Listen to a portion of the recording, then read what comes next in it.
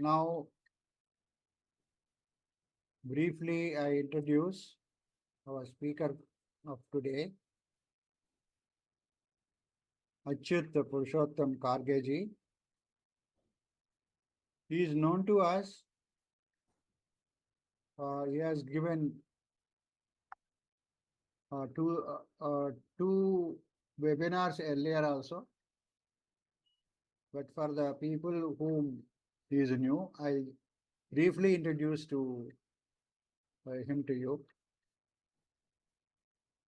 He has been studying tabla of Ahmed Jan Terekwa for the past 50 years, trying to figure out the reason for the exquisite lingual sounds he could produce on tabla. He was the first to point out that his technique of playing tabla was the outcome or reflection of a chaste recitation of the compositions to reveal the chaste phonetation of the letters. He took the refuge of Maheshwar Sutras. In 2015, after a study of 10 years on Maheshwara Sutras, he recorded his findings on the 64 letters of Sanskrit language and the 18 anus in his book on revealing the Atlantis of Sanskrit phonology. He's also been working with children, teaching them to read and write the Devanagari script. In this effort, he was guided by Pandit Vasudevacharya Joshi, a Vedic Pandit, and Professor Shivakumar Chaturvedi, a professor of Sanskrit grammar at Bharatiya Sanskrit Sansadan, Lucknow. And this is the brief introduction. I don't have many other details. If anything relevant, if I have missed, I request Achyut Purushottam Kargeji to let you know. So with this, let us welcome Achyut Purushottam Karveji to come and start the webinar, please. So should I start? Yeah, please start. I'll share my one.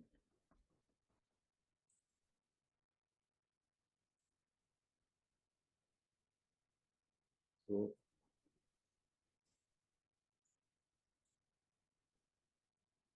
can you see the screen which I have shared? Yes, we can see.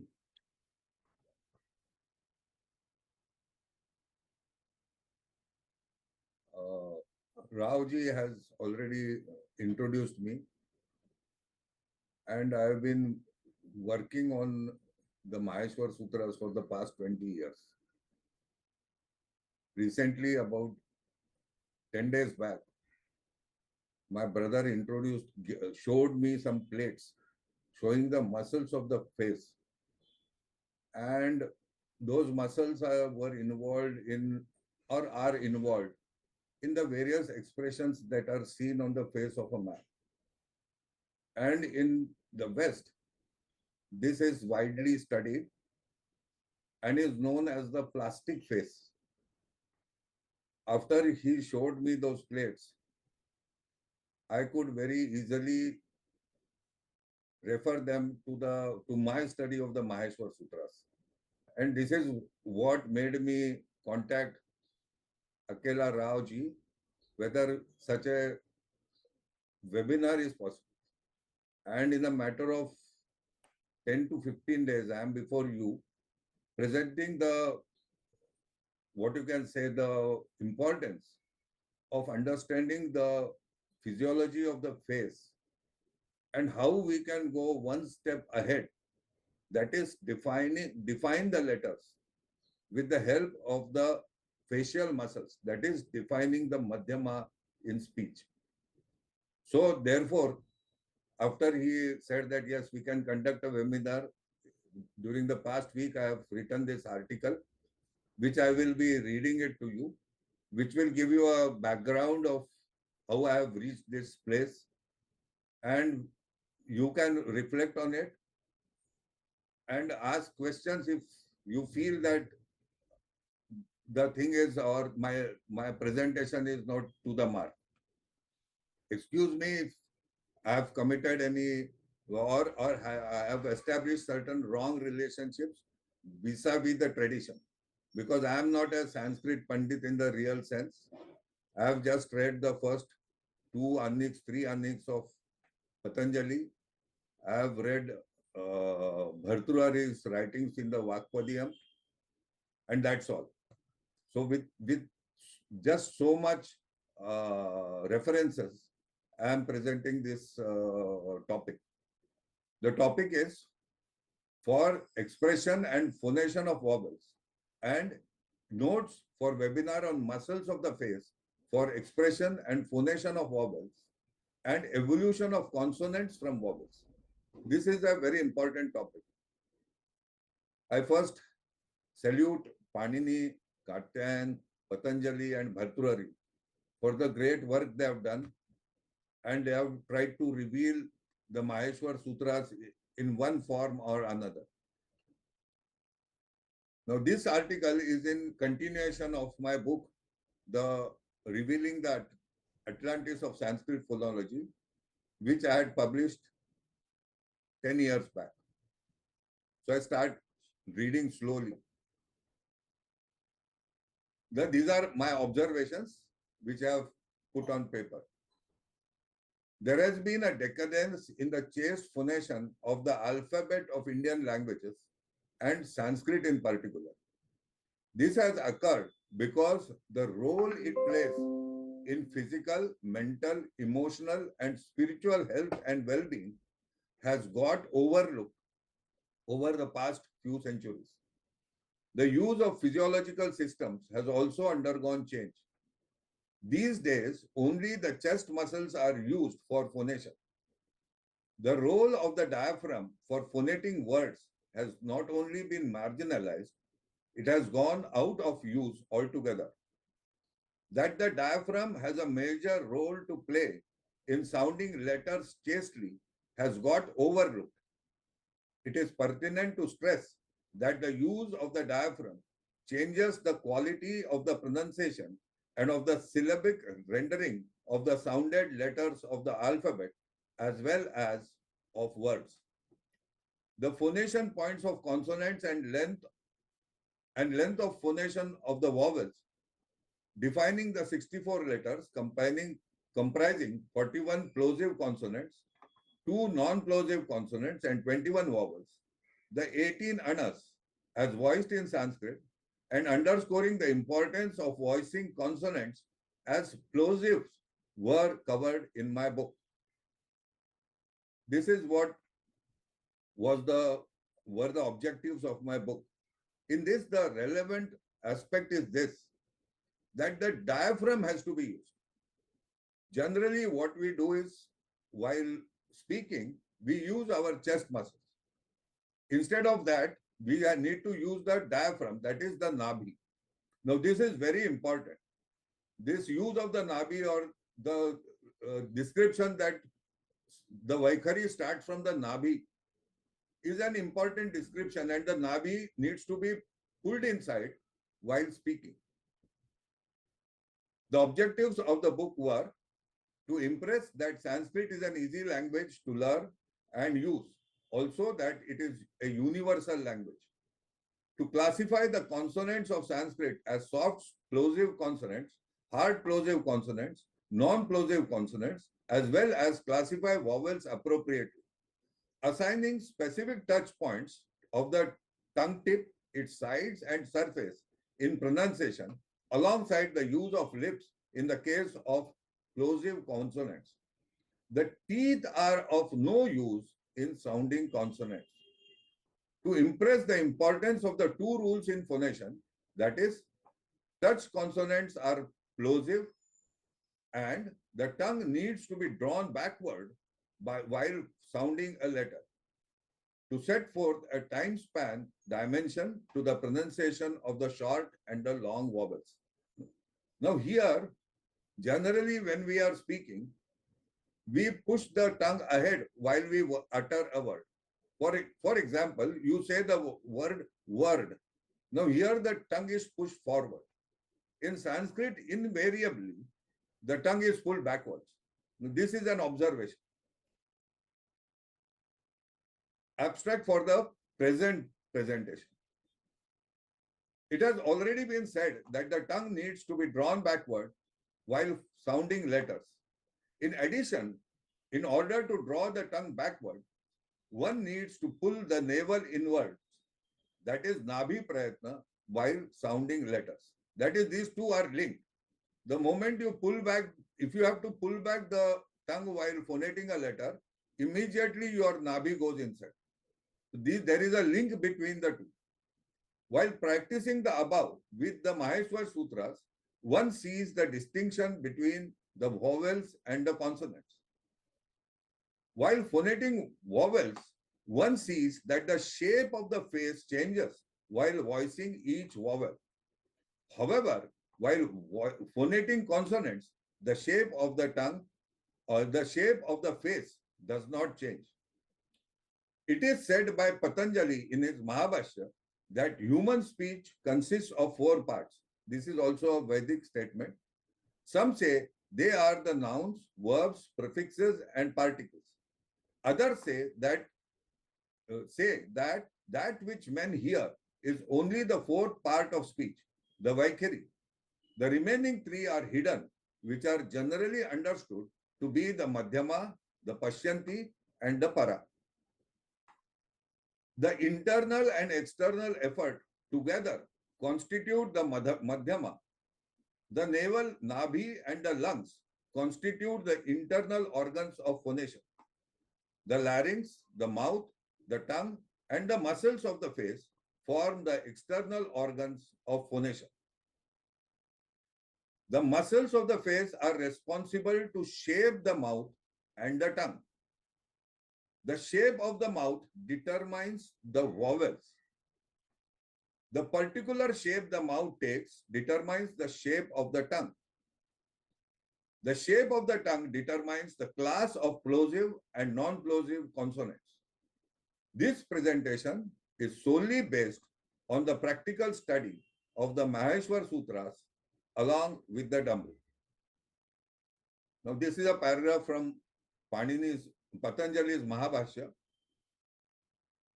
In ancient times, it so happened that the Brahmins, after receiving their initiations, that is the thread ceremony, used to study grammar. To such boys who knew the proper places of pronunciation, the inner effort and the outer effort, instructions were given about Vedic words. But in our days, it is not so. By studying the Vedas, they soon become loquacious. They think that from the Vedas, we know the Vedic words, and from popular usage, we know the spoken language. Grammar is thus useless. To such deluded students, a teacher, as a friend, instructs the Shastra that these are the objects for studying grammar. This is from Anik 1. Now we go to the proper subject. That is what we face when we are educating children. Today, when education has become universal, greater is the need for instructing students the universal letters contained in the Maheshwar Sutras, irrespective of the medium of instruction, because the corrupt ones can only be appreciated with the help of the chaste ones.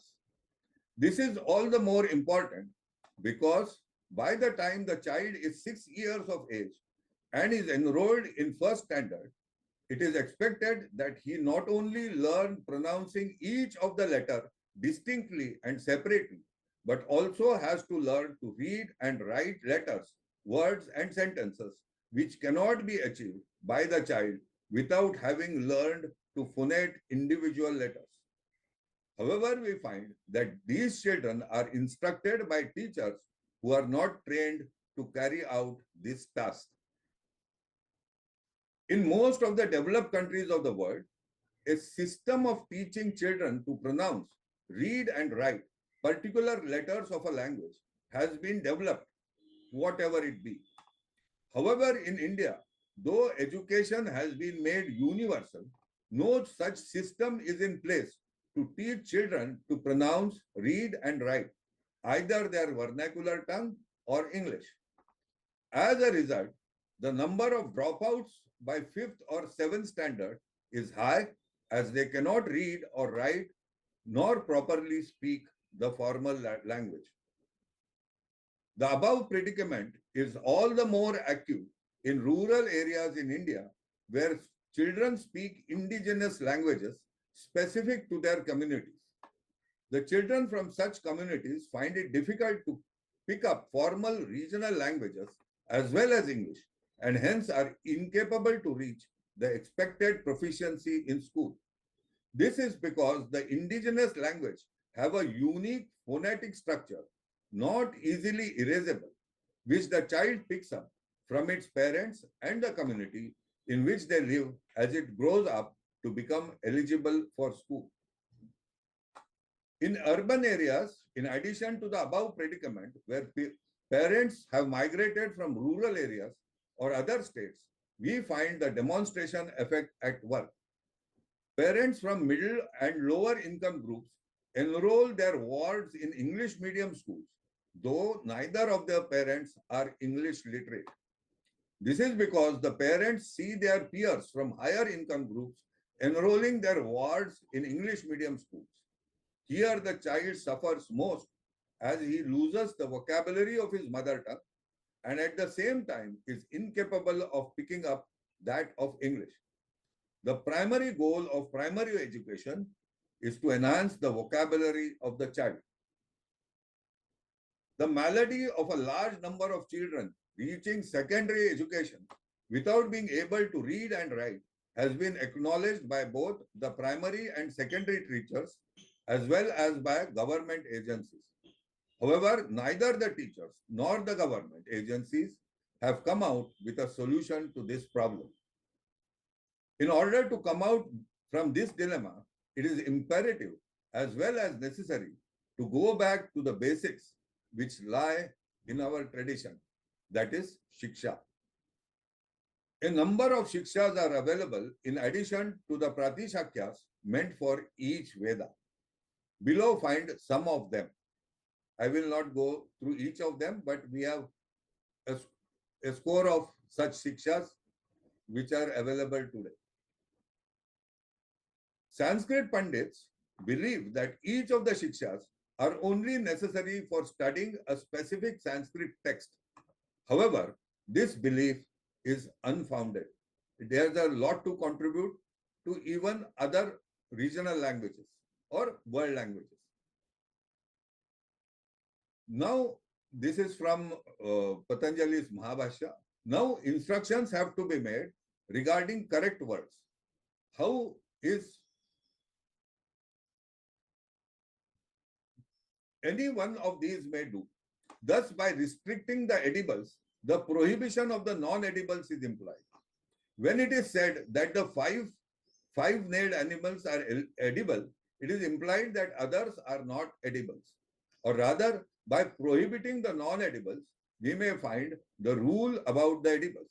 Thus, when it is said that the village fowl is not edible, the village pig is non-edible, it is implied that the forest ones are edible. So also, if we teach them the Maheshwar Sutras, they will understand what is not edible and they will also know how it is pronounced. However, at no place has a reason been given why the particular word is correct or incorrect. So when the phonation is correct, why is it correct has not been explained. What applies to words also applies to letters. If one knows how to pronounce the vowel a correctly, at the same time he also comes to know how not to pronounce it or how the student is pronouncing it incorrectly. That is, a teacher must not only know how a letter sounds correctly, but also be capable of deciphering the particular distortion in the letter sound that the student is phoneting and in the process correct him. This is because Shiksha needs to be a guide to practice rather than a theoretical text, as is the case with the practice of medicine, where the teacher and the student work together so that the student can observe how diseases are diagnosed and treated. Shiksha is by and large an in vivo exercise and not an in vitro one. The text only afford general guidelines. In India, Shiksha gained importance and became one of the most important Shastras among the six. The reason for Shiksha attaining such prominence was the prevalence of the oral tradition, whose main objective was to protect, preserve, and deliver the Vedas to the next generation in letter and spirit through the word of mouth. In the process, it must have been possible that some specific forms of pedagogy must have evolved among the elite Vedic practitioners.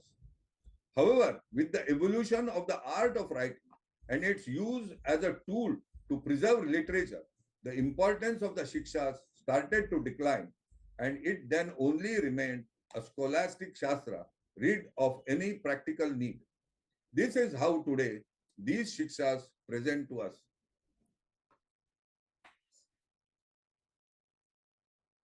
How is it known? The word, the object, and the relation are eternal. Here the Vartika intervenes and says, Lokataha, from the behavior of people.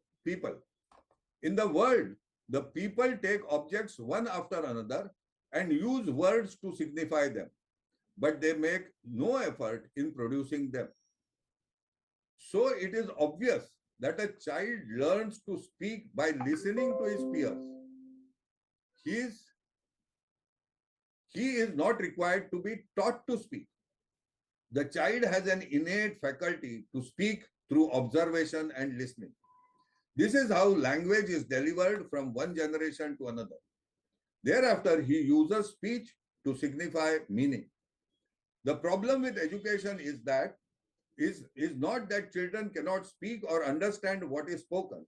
The problem is that they cannot read or write fluently, when education today means to make the child capable to read and write fluently.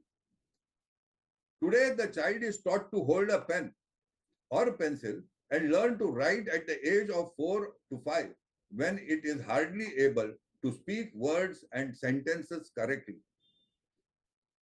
For anyone to learn to read and write, he needs to be taught single letters, which when combined form a word. However, a child does not learn to speak by joining single letters. He directly learns to pronounce words. The conversion of words into letter form is a scholastic exercise of which neither the child nor the teacher is aware. The dissection of words into letters itself became necessary during the Vedic age so that the spoken word form did not undergo change through generations. This exercise of dissecting the word into its constituent parts, that is letters, is evident in the Pratishakyas of the Vedas. On the other hand, as languages other than Sanskrit started getting social acceptance and started influencing Sanskrit's phonation, the science of grammar evolved in order to protect the Vedas. Single letters have no meaning.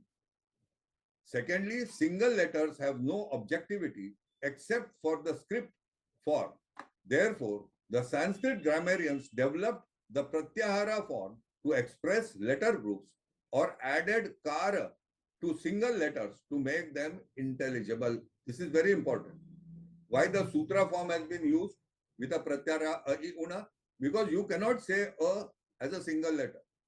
Or the other way around was to use the by suffixing kara to it. That is akara. So then that is the a. When a language starts acquiring a script form, words lose their objectivity. Unless a child detaches himself from the word form, that is the script form of the word, he cannot reach the meaning of the word while reading or writing. So the first problem with the child is he has to learn to phonate the written word. So he gets caught in this exercise of phonation. The meaning is far behind.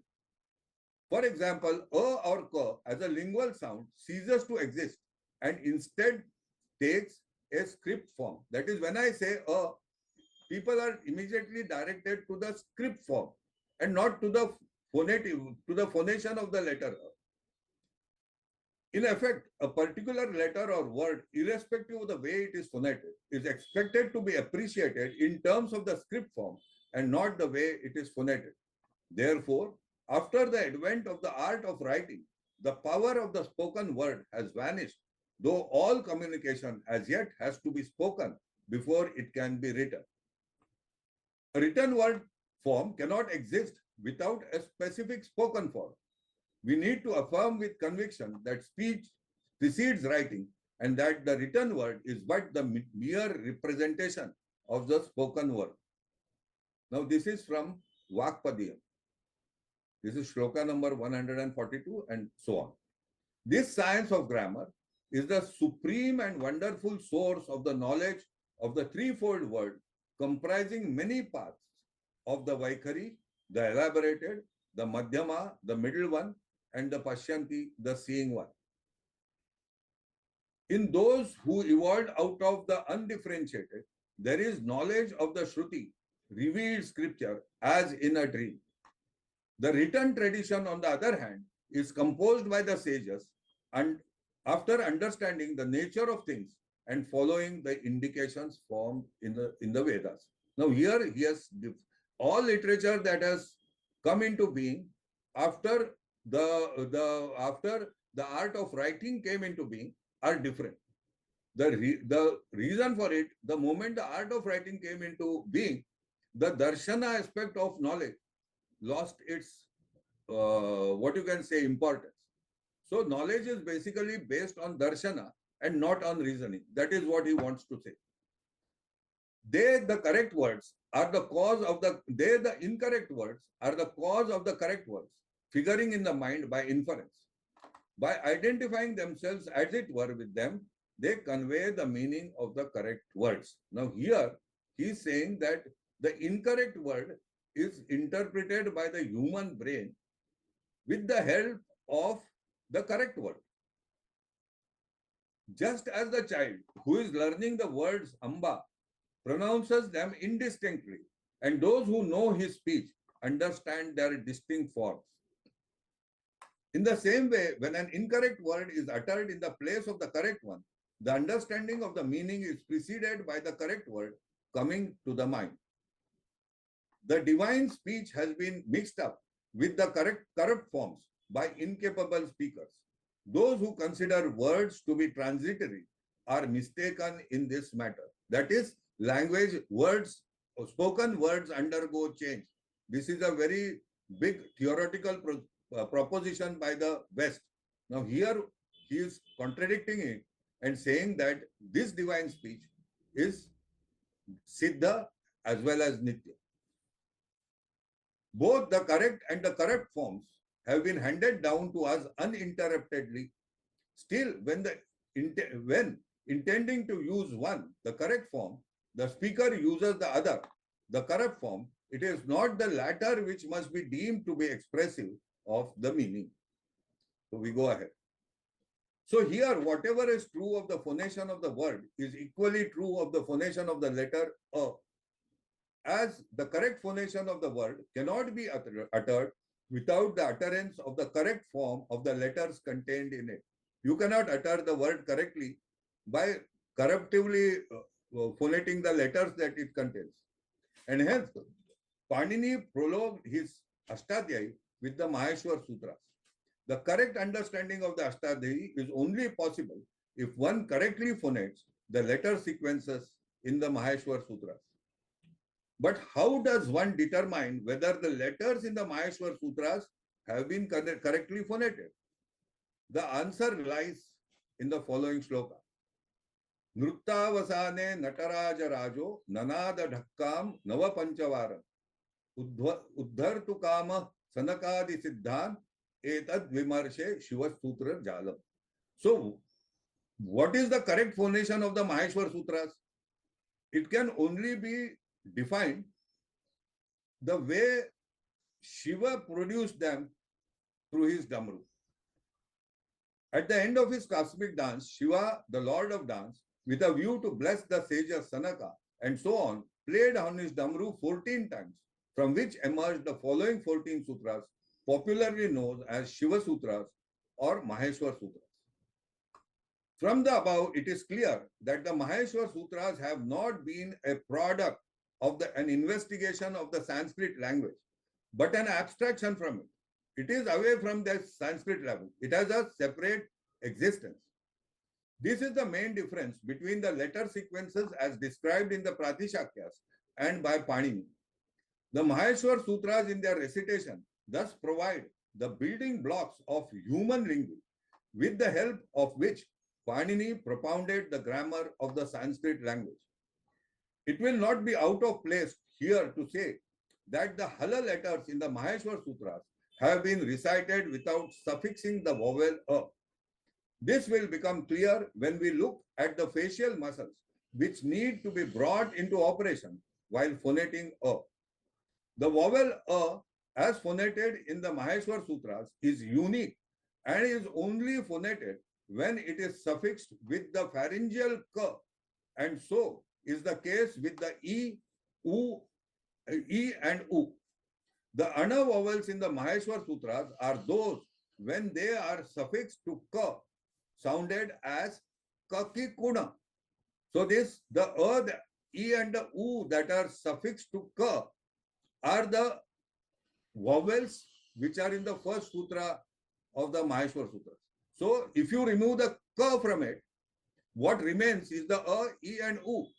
That is the proper sound of the first sutra, that is A, I, Una, Kakikuna. So this is important. No other way can that first way you have to learn to do it. But Kakikuna, the A, E and the U in Kakikuna also define the first sutra of Maheshwar. So Shankara revealed the letters through or with the help of the Damru.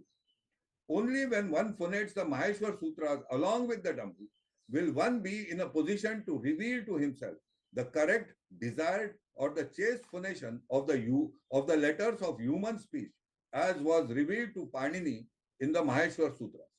If one does not ratiocinate the recitation of the Maheshwar Sutras along with the Damru, it amounts to that the individual is referring to the script letter and not the desired letter sound. Here I should say that my Guru Shivkumar Chaturvedi first said that in his dhyana, in an effort to write grammar, while he was doing his dhyana, Shiva came and told him that take these Maheshwar Sutras, these 14 sutras, and now start writing your grammar. That is what he told me, and this is quite true. This must have happened. Nobody can violate on the basis of reasoning those paths of dharma which have come down without a break because they are the expected ones. Here, Bhartrhari is making a very specific statement that on the basis of reasoning, one cannot argue against what is contained in the darshana. The Ashtadhyayi is a darshana. It is not a reasoned out literature. So nobody can violate on the basis of reasoning those paths of dharma which have come down without a break because they are accepted in the world. It is extremely difficult to establish by reasoning the nature of objects because their properties differ according to the difference in circumstances, place, and time. That is why these people think their speech has undergone change. Ashtadhyayi remains what it is. From the previous excerpts, it is obvious that Maheshwar Sutras are not the product of a rational investigation in the letters used in words. The Maheshwar Sutras constitute a part of the Darshan Sahitya. The Maheshwar Sutras have come into existence out of an effort independently, even of the Sanskrit language. Hence, they are universal. So, there is no other way to reveal the nature of each letter of speech except with the help of the Damru, because that is how, in the tradition, they came to us through the Maheshwar Sutras. The uniqueness of the Damru in revealing speech sounds has been discussed in my book, Revealing the Atlantis of Sanskrit Phonology. Now here this is from Mahabhashya. Here the Vartika intervenes. The syllables are instructed also for the sake of indicating the desired articulation of syllables. The Bhashya says the syllables are instructed so that we may indicate the desired articulation of the syllables. It is not possible to indicate the nature of the desired articulation of the syllables without instructing properly about the syllables. Here the Vartika intervenes with a supposed objection. If the above view is accepted, then the instruction ought to indicate the Udatta, the Anudatta and the Swarita accents, as well as the nasal, the long and vocative prolongation in each case. The Bhashya repeats the Vartika and says, and the syllables of all these qualities, since each syllable has varied forms, according to their accent, length, and the like, the instruction should then specify and indicate all the characters. Here the Vartika intervenes with a conclusive answer. By the instruction of the syllables in their universal aspect, this is effected. When the universal class of a is instructed, all a's may be comprehended. So the universal I and U syllables. Here another Vartika intervenes. If the purpose is served by the instruction of the syllables as universals, then there should be no instruction about the closed or the open utterances. The Bhashya repeats the Vartika sentence and raises the question, what are those closed and open utterances? The closed utterances are the Samvruta and the open are the Vivruta. They are the closed utterances that cause distortion, as they are the ones uttered from the improper places of articulation. All distortions in speech are associated with the Samvruta or closed utterances. In this paragraph, Patanjali is listing all the corruptions that creep in because of the Samvruta articulations or Samvruta speech. Then how can the closed utterances be afforded legitimacy when they are the cause of distortion or unchaste speech? How can you give legitimacy to a Samvruta utterance? The importance of chaste vowel phonation cannot be more emphasized than by the fact that all animals and birds communicate solely with the help of vowel sounds accompanied by intonation. And in this regard, humans cannot be any better. So though we do use consonants, basic communication takes place with the help of vowel sounds, not consonant sounds. The Samvruta vowel phonation virtually inhibits humans from intonating vowels, thus impeding communication. So what does this Samvruta phonation do? It makes us incapable of intonating words. This is the problem. If one reads the commentary of Patanjali of the last sutra of Ashtadhyayi, one will easily notice that Patanjali does not agree with the argument that the second in the sutra is Samvruta, and the aim and objective of making the sutra is to instruct the Vivruta becomes Samvruta. This is not the intention. This is what is said in all grammar books after Patanjali. On the contrary, he argues that there are many ways in which the second can be phonated, and it is not necessarily the Samvrita one. Which are the other ways? This is the Vartika. He says this is true. हे सिद्ध होत आहे. ते कसे? तपर उच्चारण करावे म्हणजे सूत्रामध्ये अत असा तकार घालून निर्देश करावा. So what he says, what is the other way? So there is a sutra taparas tatkalasya. So you add ta to it. So ata is not samvrita. It is vivruta. This a is vivruta. Or अथवा या प्रकृत सूत्रामध्ये जे असे उच्चारण केले आहे ते एकाच प्रकारच्या अकाराचे नव्हे तर उदात्त अनुदात्त वगैरे अनेक प्रकारच्या रहस्व आकारांचे आहे. He says that second can be udatta anudatta, the first one can be udatta anudatta or swarita. So that is the argument that is given, and this has not been paid, nobody has paid heed to this. It is true that none of the two as phonated in the sutra are the same as that phonated in the first sutra of the Maheshwar Sutra. So this last sutra these two as cannot be phonated in the way the is phonated in the first sutra of the Maheshwar. That is una. This is different from the two as that have come in the last sutra of the Ashtadhyayi. There are those which are phonated when ta is suffixed to a, that is ata.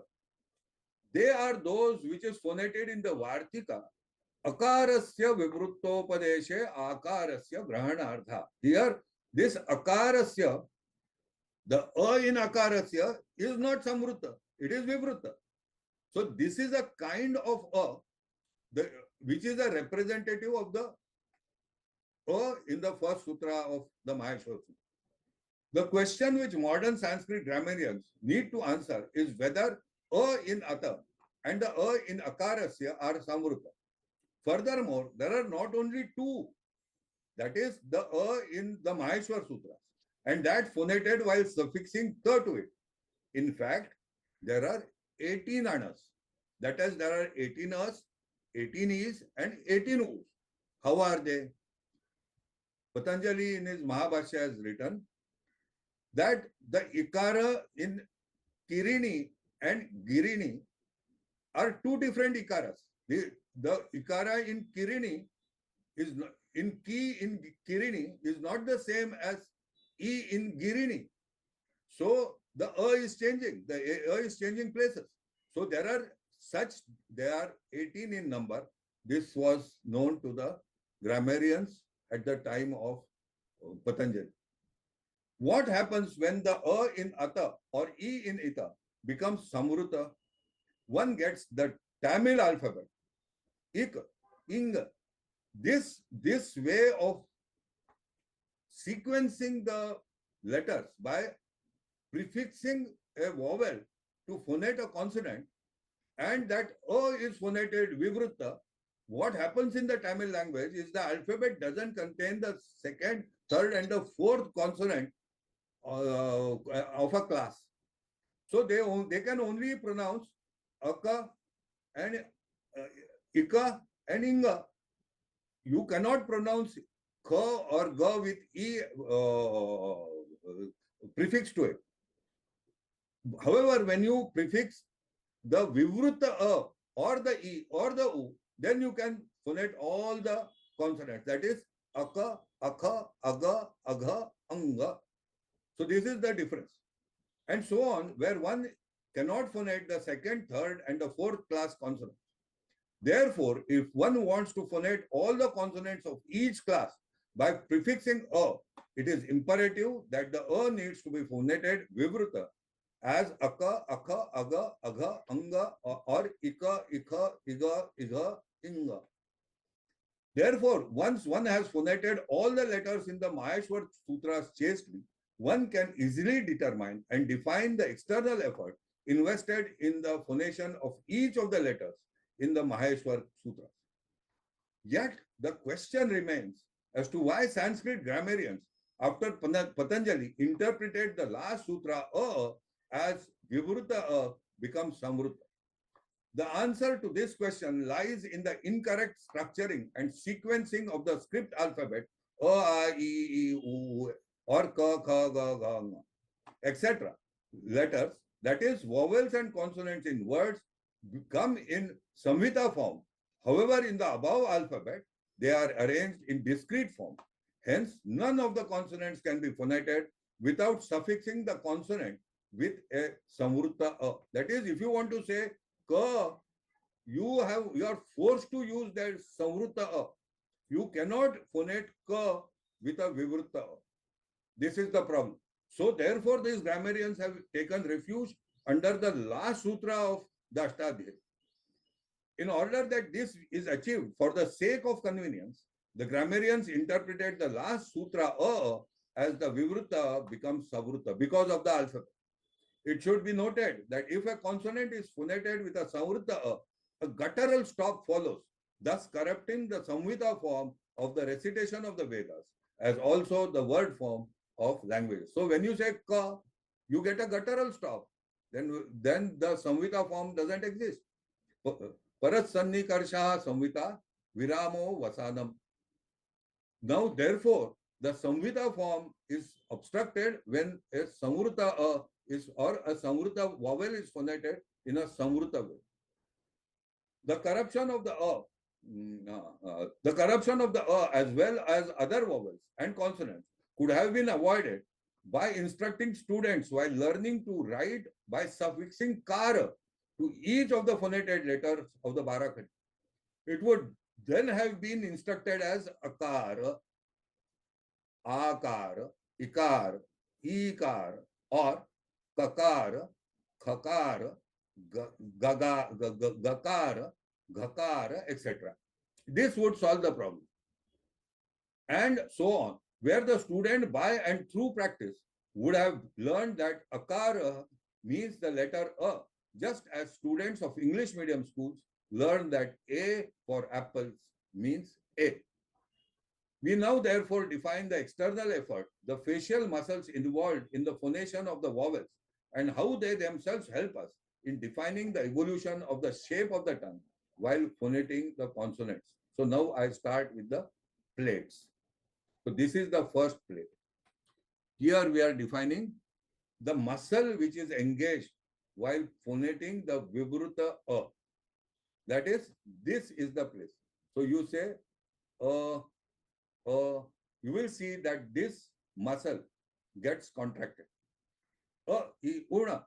So you did that. That is the in it. Can be said in many ways, but this is the correct way from the point of view of the Maheshwar Sutra. This is as in una.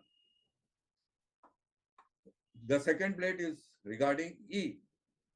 This is necessary. You can say e. You are not using the muscles.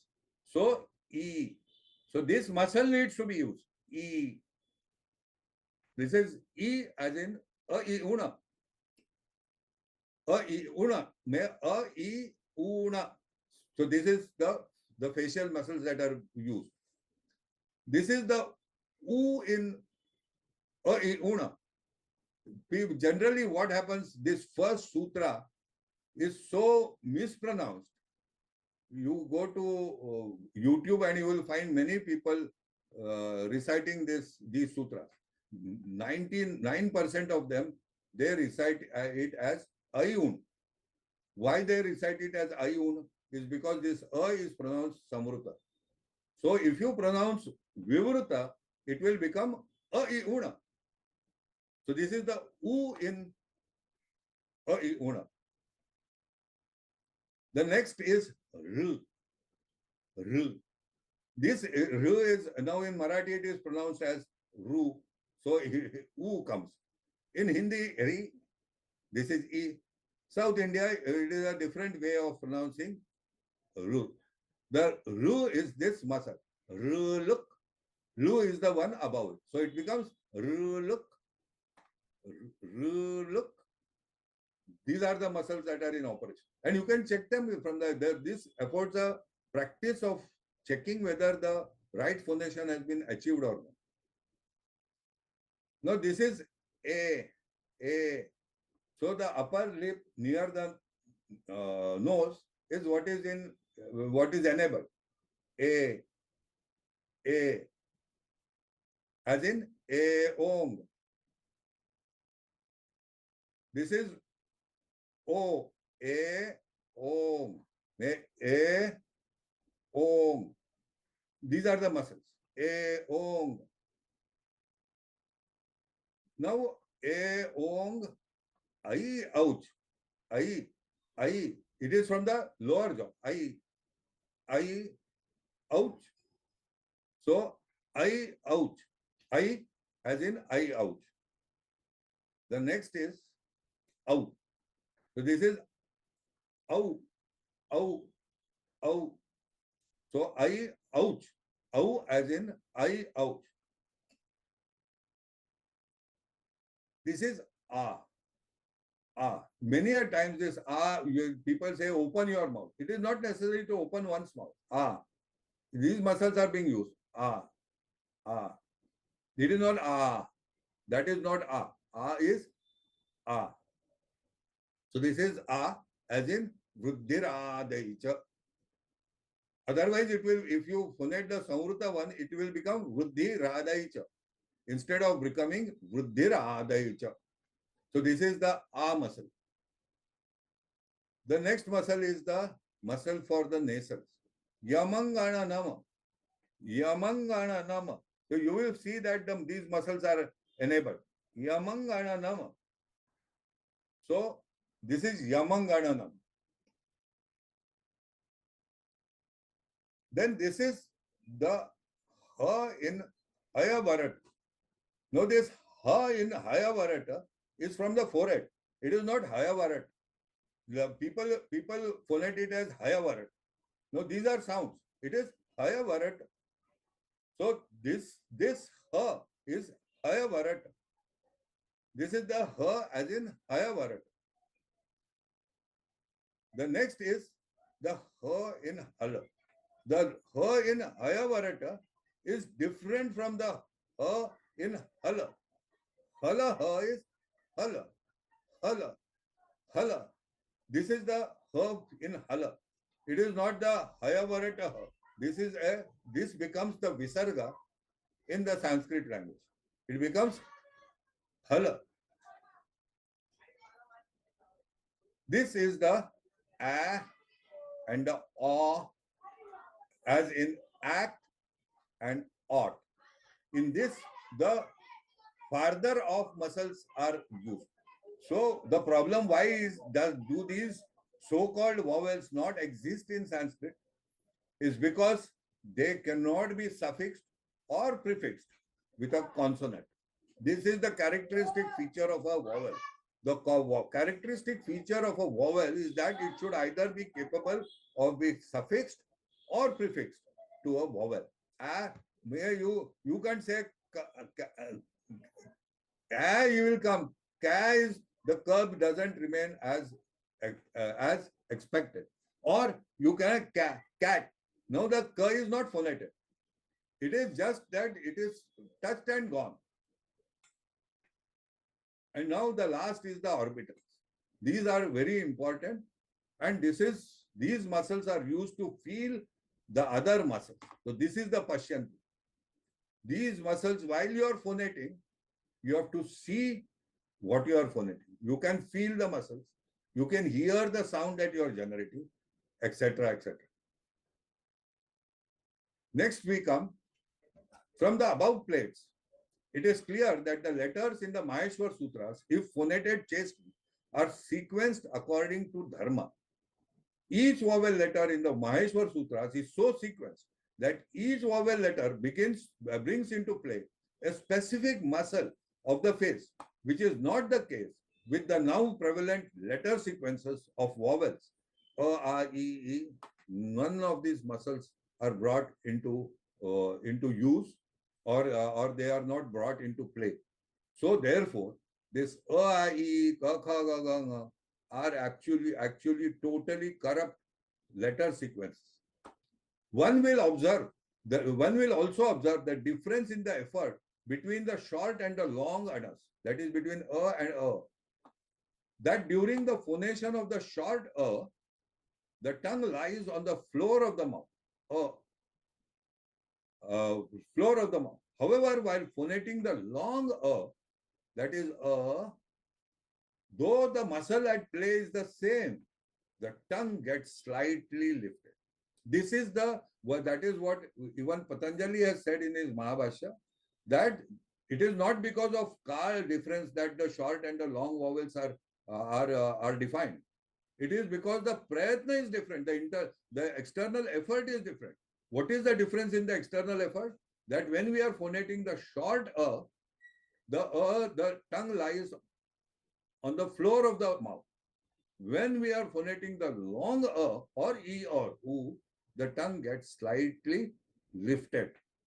Though the muscle at play is the same, the tongue gets slightly lifted. In none of the shikshas has the role of the tongue been described in phonating the five class consonants. At the same time, no explanation as to how each of the class consonants evolved. When one phonates the ana vowels chastely, one can easily make out that the shape of the tongue changes for each of the ana vowels. So when you say una, not only the muscles of the face are put into action, the shape of the tongue also changes. That is when in the case of the shape of the tongue is elongated and tipped. That is while phonating E, the tongue gets retracted and spreads along the teeth. E. While phonating U, the tongue gets elongated and the tip of the tongue retroflexes a bit. So U, you will see that the tongue gets retroflexed a bit. These three shapes of the tongue are the shapes that are taken by the consonants ta, cha, and ta. So what happens if, so the creates the tongue shape for ta.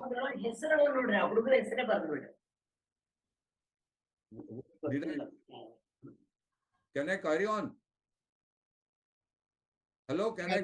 Please carry on. These three shapes of the tongue are the shapes that are taken by the consonants ta, cha, and ta. So ta is, the tongue shape is like O. In cha, the tongue shape is like E.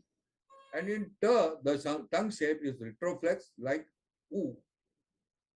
In the case of ka and pa, the tongue has no role to play. In the case of ka, as the consonant is pharyngeal or velar, the tongue places itself posteriorly by getting slightly retracted. So when you are saying ka, the tongue gets retracted a bit. On the other hand, as pa is placed on the lips, the tongue slightly extends itself towards the teeth. Pa. As the yana letters are derived from the aka letters, so they can be described in terms of the aka letters. The only thing that now remains to be defined is in the case of shashasara, they are derived from the consonants cha, ta, and ta letters respectively. So in the case of sha, it is like cha. In the case of sha, it is like ta. And in the case of sa, it is like ta. And hence the tongue takes the shape of the respective letters. One will find that in the Maheshwar Sutras, the same sequence exists in the 11th and the 13th sutras, namely Chatatava and Shashasara. So the sutras itself defines that Shashasara has come from Chatatava. So the shape of the tongue is of Shashasara is the same as the shape of the tongue in Chatatava, except that it doesn't touch the hood of the mouth. That is all. So Chatatava is a plosive consonant. Shashasara is a non-plosive consonant, and the tongue doesn't touch the hood of the mouth. To summarize, we can say the Maheshwar Sutras describe the primordial human sounds used by man to communicate. Thus, they are universal and not specific to Sanskrit. Hence, they are by nature divine. Being universal, the Maheshwar Sutras can be used as shiksha, irrespective of the medium of instruction.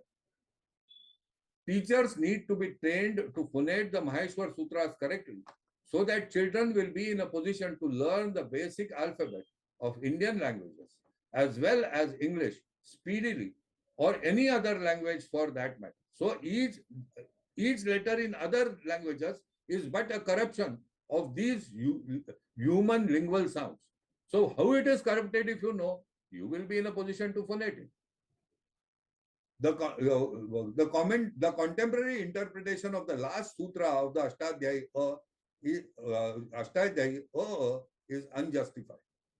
A knowledge of the facial muscles used during the phonation of the vowels will be helpful in training teachers and children alike. The mystery of the evolution of the consonants stands solved. They have not independently evolved. In fact, they have evolved from vowels. The sanctity, sadhutva of the Ashtadhyayi is neither in the Vedas or how people spoke Sanskrit. It lies in the Maheshwar Sutras. Because in those days too, those people speaking Sanskrit must have been incorrectly phonetic words, as they even do today. A Siddha word too can be mispronounced.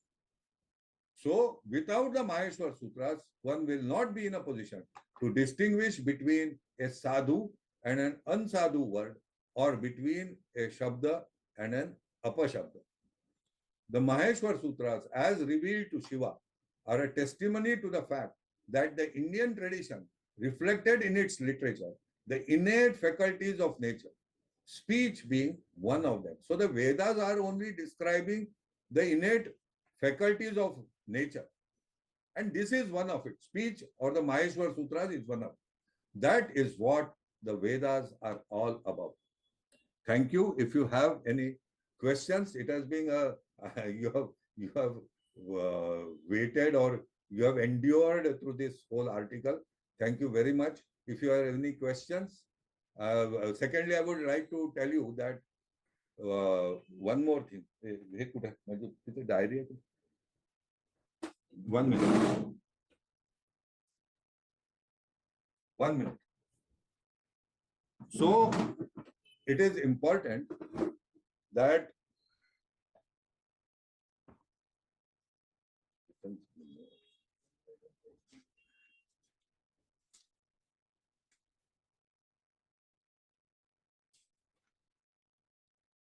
now, since single letters are not fit to be instructed, they need to be arranged in a sutra form, thus becoming fit for instruction. So why has this sutra form come? Because single letters cannot be instructed. The sutra form is a form, it takes the form of a word.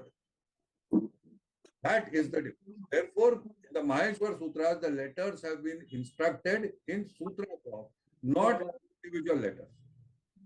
So thank you very much. If you have any questions, I will be pleased to answer them. Should I stop sharing this? Yeah,